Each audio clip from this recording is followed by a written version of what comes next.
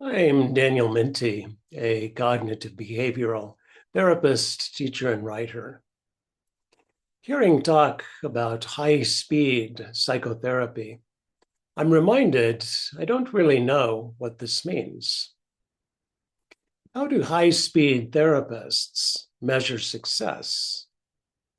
Is it inversely correlated to time spent with patients? Are patient and provider running towards the finish line in some kind of race? If so, this has nothing to do with psychotherapy as I practice it. I asked someone who bills herself a high-speed therapist what the term means. Rapid symptom reduction, she replied. This person is a physician, so I asked a follow-up question. Someone shows up in the ER with a high fever. You'd be interested in rapidly reducing this symptom. What about your interest in understanding the human being having the symptom? Understanding, in this case, why her immune system thinks high fever is a good idea. Certainly, it's unhelpful to tarry on the psychotherapeutic way. Therapy, like spiritual practice, is a journey. If we're not moving forward, we're not on the way. Yet high-speed therapy isn't a bus I have an urge to jump on, unless it would be to pump the brakes. This, in fact, describes much of the consultation I provide other therapists, inviting them to slow down. I sometimes ask them to do things as basic as breathing before saying their next thing. I received a great compliment from a consultee who said training with Daniel isn't the fast track, it's the scenic route. Quite so. My goal isn't to get someplace else. It's to arrive fully where we already are. This week I read something the 20th century Austrian philosopher Ludwig Wittgenstein wrote about traveling the philosopher's way. He wrote this: in philosophy, the one who runs slowest wins the race. This makes sense to me. Human thinking is very fast. It's easy to get swept up in the velocity and miss important particulars of the landscape we're passing through. Miss what it is we're actually up to with our thinking.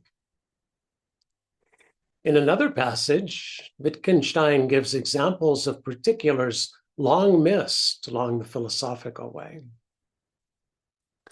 People say philosophy doesn't really progress, that we're still occupied with the same problems as the Greeks. People who say this don't understand why it must be so. Our language has remained the same, and our language keeps seducing us into asking the same questions. As long as we have a verb to be that looks like it functions in the same way as the verbs to eat or to drink. As long as we have adjectives like identical and possible. As long as we continue to speak of a river of time, we will keep stumbling over the same difficulties and find ourselves staring at something no explanation seems capable of clearing up.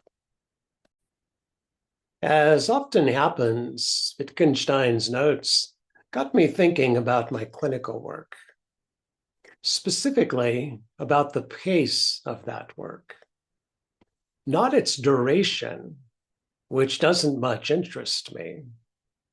A particular therapy like a particular plant, develops in its own time. I was thinking instead about the velocity at which my patients and I travel. I realized that, like Wittgenstein, I'm an adherent of slow and steady wins the race. Here's a recent example.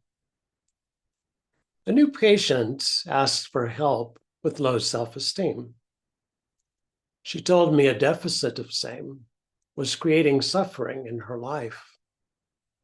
She hoped I could help her top off the tank. Already I saw particulars she was missing, including the fact that when using words like self-esteem, we're involved in what Wittgenstein calls a language game, a use of words that, real in itself, has no connection to any wider reality. You'll not find self-esteem in nature. The word unicorn is a language game. So is the word fate. These things simply don't exist outside the language game itself. How to help such a patient? Certainly not by joining in hot pursuit of mythical beasts. Instead, I'm inviting her to slow down. Settle in. Begin to take in who and how she really is, what she's up to with herself. In other words, to take in the place she's already standing, a location that, for any of us, regardless of circumstances, is always sufficient to the day. My university students sometimes ding me on evaluations by saying, accurately, I speak slowly.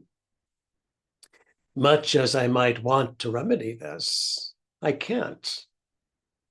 My cadence is a symptom, not the problem. The problem is I think slowly.